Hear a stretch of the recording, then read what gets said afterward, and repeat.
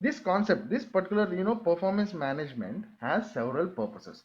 The first and foremost purpose of this particular concept of performance management is to ensure that, the performance of the human resource in an organization is utilized in an effective and efficient manner.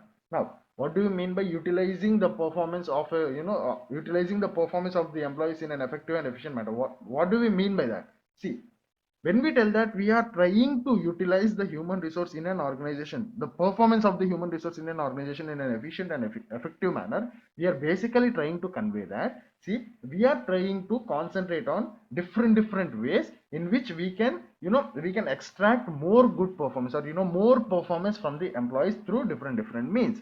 You can either identify the low level performers or low performance in the organization and try to concentrate on them, try to reduce the gaps and try to boost that. Or you can basically try to, you can basically see that each and everyone's, potential is used up to his full capacity. Or you can also concentrate on certain aspect, telling that, okay, let us see if there is any scope of improvising the performance of the, employees or human resource in an organization. Or in simple terms, let us see if we can do something that, that increases the performance of the human resource in an organization. Now, the second purpose, the second important thing that we learn from this, particular concept of performance management is monitoring. That means this particular concept of performance management also ensures the monitoring part. That means ensuring that each and everything is going according to the required standards or not. That means, see, basically in the initial part I told you that each and every employee in an organization is, is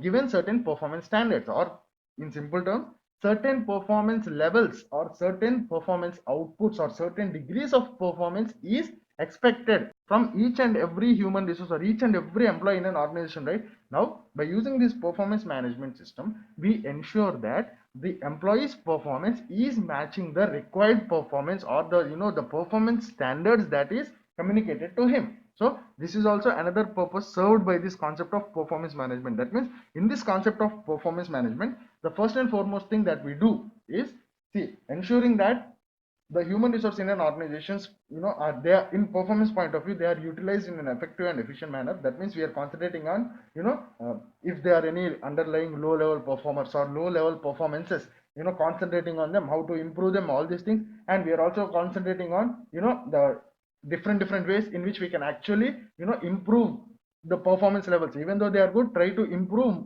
or basically try to extract more good levels of performance in the organization or in the human resource in the organization. And we also concentrate on seeing that, are we trying to utilize the complete potential of the human resource in an organization? What are the different things that we can do in order to engage the human resource in the organization so that they could put in their complete potential? In this way, this, the first purpose, the first concept that we use this performance management for tells this.